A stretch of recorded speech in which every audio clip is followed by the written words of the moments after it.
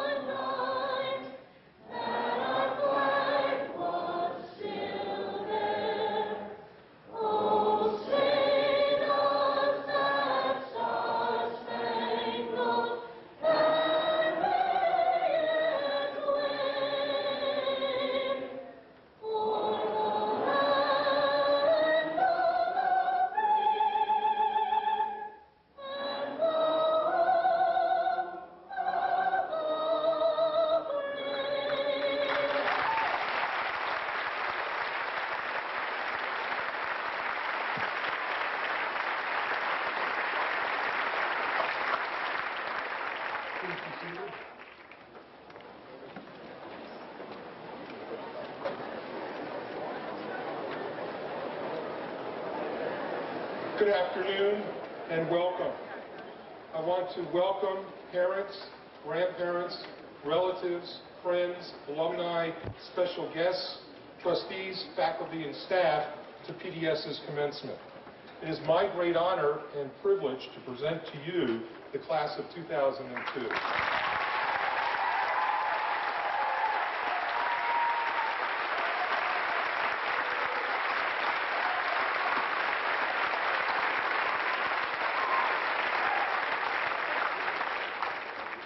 Commencement is a wonderful occasion, a culminating ceremony, particularly at PDS, of an educational experience which goes back to earlier years, even to junior kindergarten.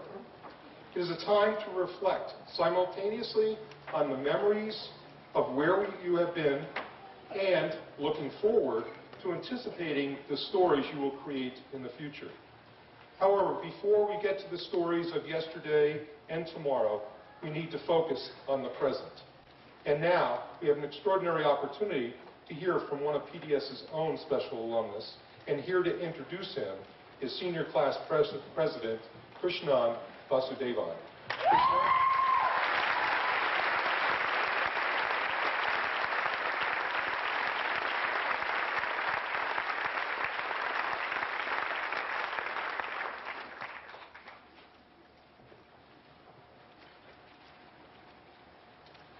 In choosing a graduation speaker for the class of 2002, we wanted to find someone who reflects the qualities of the class as a whole.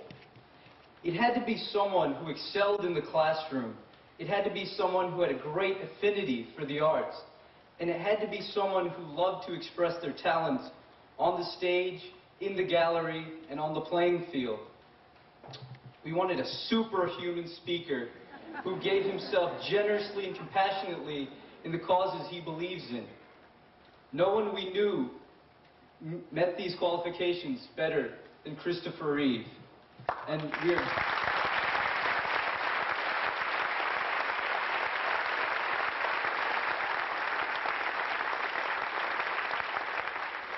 are honored to have him speak to us today. Preparing for my speech, I found a quote by Mr. Reeves as I was searching the web. It goes something like this: So many of our dreams at first seem impossible, then they seem improbable, and then, when we summon the will, they soon become inevitable. Mr. Reeve has made all of his dreams inevitable, from his days at PDS where he starred in the first musical, on to his college career at Cornell University and the Juilliard School, and now as a world-renowned actor and director. Without further ado, please join me in welcoming back to Princeton Day School, Christopher Reeve.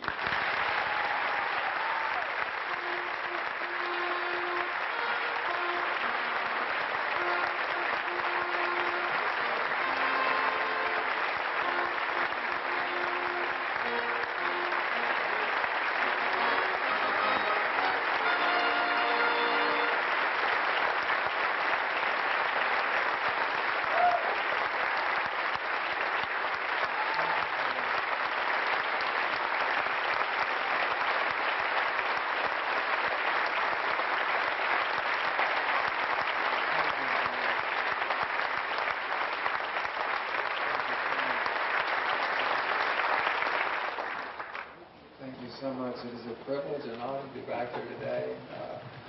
First, I want to thank you for that wonderful introduction. And Heather O'Leary, you can now skip college and go directly to the Metropolitan Opera. What a fabulous voice. Amazing. Although she set that key higher than any of us could deal with. That was a big reach for the crowd. What a voice. What talent here. And I've just come from the McInerney Theater where students past and present have performed a medley of some of the greatest musicals that have gone on here. And when I just see the culmination of all the talent and how the school has evolved since I was here, it really is a dream come true. I've also been to a lot of conventions here. I had two younger brothers graduate, and a lot of times the thing that you keep hearing is, remember, it's not a graduation, it's a commencement, and the commencement means a beginning. So I promised myself I wouldn't come out and say that. So what I want to talk about is not that it's a beginning, you know that. It's about how you begin. It's about the quality of the beginning. And I just want to say a few words about an example. It happens to come from our own family, but it could be any student, but I want to use him as an example. And that's my half-brother, Kevin Johnson, who graduated in class of 1981, and then he went on to Yale, graduated class of 85, majored in English, played lacrosse, and right after college he got a job teaching at a distinguished prep school in Washington at St. Albans. He was teaching English and going down a very nice road, and suddenly realized it was the wrong road for him. It wasn't what he really wanted to do. And he made a radical change of direction, and something far less secure, and yet something that led him to find the truth within himself, what he wanted to do with his life. And he joined the Peace Corps. And he went to Togo, which I had to look very hard on the map to find, but it's in the bottom part of the bulge of Africa in the west. And he was there for a couple of years, and he learned the native language, he built schools, villages, and I think he had a duffel bag to his name, that's about it. And after that, he went to Nigeria, he was in Indonesia. Later on, he went to work for the National Democratic Institute, going around the world helping to monitor elections in emerging third world democracies. He was in Jerusalem when they had the last election, and he's put his life literally on the line time and time again He was there in Nigeria when they had their first democratic election, simply because he wanted to be there to see something happen that he believed in, that far less privileged people than himself or our family or the community he grew up in, to see that those people had an opportunity to make a beginning, the same as he had grown up learning to take for granted. And I simply stand in awe of his selflessness, his courage. For years, he still had that same duffel bag. And finally, after the Peace Corps, after the NDI, by this time, he was well into his 30s and decided that the next thing to do would be go to business school, not so that he could end up working on Wall Street or working for a bank someplace and making money, but so that he could become involved in a very small company outside of Boston that helps the economies of emerging third world countries. And he continues to travel the world, back to Nigeria, back to Indonesia, helping with infrastructure, helping to get the finances of these countries in order so that they can build a democratic future for themselves, because without an economy on which to base democracy, it won't work, because there will be too many insurrections, too much civil war. And in order to stabilize a democracy, he realized there had to be not only an educational base, but an economic base. And he did all of that, before his 40th birthday. And at this point, now he's back in the States, and working with this company. And, he met a lot of people along the way. However, the woman that he met not long ago and married this April, I believe she's an absolutely superb human being.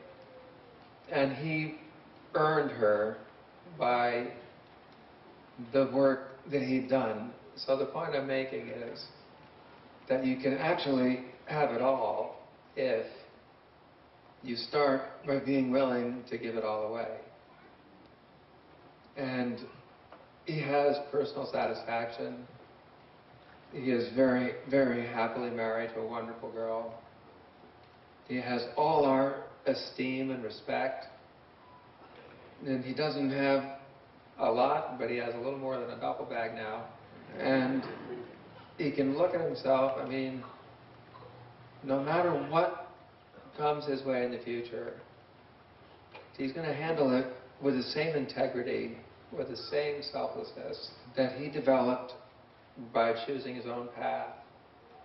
And a lot of times people say, choose your own path, go your own way. Well, that's not permission to go out and be selfish. That's not permission to take. To go your own way really means to find what is true inside yourself that also is generous. And to borrow from the old maxim for sailors for centuries has always been one hand for the boat and one hand for yourself. So that whatever we do in life, there's one hand reaching out. At least one hand is reaching out as far as it can go for others. And in so doing, by reaching out, more comes back than we can possibly imagine. And this school has set you up with all the skills that you're going to need. The personal skills, the self-confidence, the physical attributes, the intellectual development. And by the way, congratulations, out of this class of 90 to have 33 National Merit Scholars is phenomenal. Congratulations to all of you. To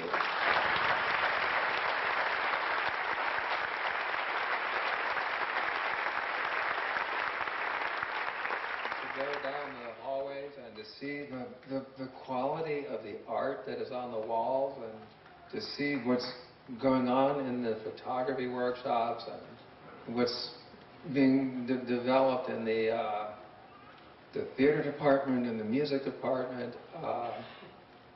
What I'm saying is, you've been given the tools. Wherever you go next, you're going to develop further. But just don't go on autopilot, okay? Just don't do what everybody else expects. Don't do what's easy. Please use your talents to reach out. We need you. We need you really badly to change the course of this country and the world, to make sure that this country remains a generous country, a compassionate country, a selfless country, and that we honor our responsibilities to the rest of the world. I'm in constant fear of developing isolationism that I sense in this country and all of you as you go through college and as you go into the world. You'll be the remedy for that, because you'll turn it around and make sure that we are not only the leaders, but the givers that we are meant to be. Congratulations on your day, and I do have to say it is this time of beginning. Just be careful how you begin, because it counts. Thanks so much.